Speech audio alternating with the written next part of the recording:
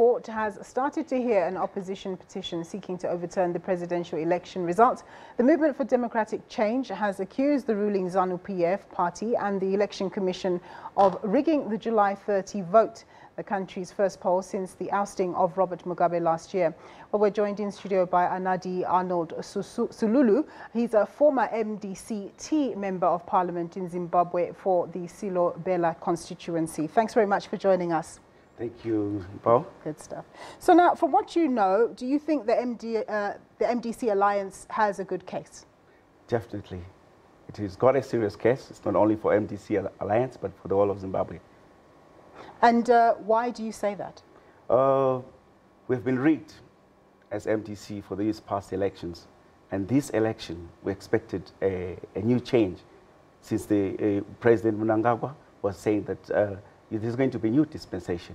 We are in a new era from Robert Mugabe's regime, and we expected what Mnangagwa was telling the world, that even Zimbabwe is open for business, and he welcomed international observers, and they must be still in the country for until everything is done from 30th July until another 3 months. They must be in Zimbabwe watching everything so that they can be a smooth transmission for the winners. Is it possible to accept the results of the National Assembly while at the same time not accepting the presidential results? I think MDC has queried the National Assembly results as well, especially in the rural areas. We know ZANU-PF has rigged most of those constituencies, as well as the presidency.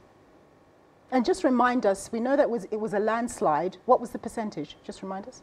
You mean for the parliamentary? For it was 2/3 majority for ZANU-PF, of which we are querying that. So now, my next question is, even as we wait the Constitutional Court findings, will this really solve Zimbabwe's political crisis? It's sad for Zimbabwe. They've been waiting for so long. And looking at the events that are coming out this morning from the Constitutional Court, it seems even the judges are biased. How can they not allow South African judges to come in? As you know, we're all Africans, we're in SADC. It's so sad. And even the submissions from some of the respondents, like Presidential Elton Mangoma and Daniel Shumba and Manyika, they've been thrown out. It's so sad for Zimbabwe. We are looking forward for Zimbabwe to move on, to develop. We've been in darkness for these 38 years, and we want a new dispensation. Zimbabweans all over the world are watching this, program. It's unfortunate that even some of the media were not allowed to come in and broadcast this live. It's called ZTV. That's what That's what I wanted to talk to you about next. ZBC, they decided to charge broadcasters a lot of money. It was too onerous, and of course it's not beaming around the world as, you know, the elections were being beamed around the world. Why do you think they decided to take that approach? Is it because Mr. Mnangagwa's policy kind of fizzled in front of the whole world post the elections? I think they're scared. They know what they did. To me, President Chamisa won those elections. If they're not scared about anything, why don't they allow everyone to watch? Come and watch. Why don't they allow submissions, not only for those 3 who put on their submissions, even from anyone who participated? They should seek for more information so that they can make a good judgment. Zimbabweans are waiting for a good judgment coming out from the Constitutional Court. As Zimbabweans, we are tired of elections. I know there's a possibility that they might say recount, a possibility of saying re-election. We don't want that in Zimbabwe. They should just declare the winner for their vindict. They should just declare the winner. And we know Zimbabweans want change. Zimbabweans are waiting. More than 60% of Zimbabweans are youth. Based on what you know, you did say you do think the MDC alliance has a good case, but in reality, do you think the Constitutional Court is fair and independent? I doubt very much. They're not independent. I doubt very much.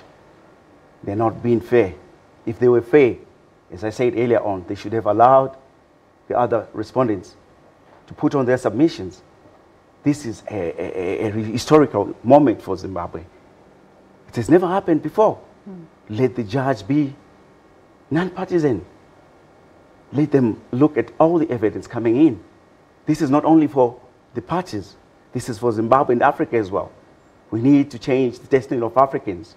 We need new African leaders who are going to allow democracy into their lands.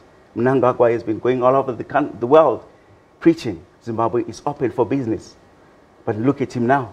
Why are you now changing after the election? If it won the election, let's the court rule independently. Anadi, we're going to have to leave it there. I can hear you're quite emotional about the issue, but let's see what comes out of the decision of the Constitutional Court. That was Anadi Arnold Sululu. He's a former MDC-T member of Parliament in Zimbabwe for the Silobela Constituency.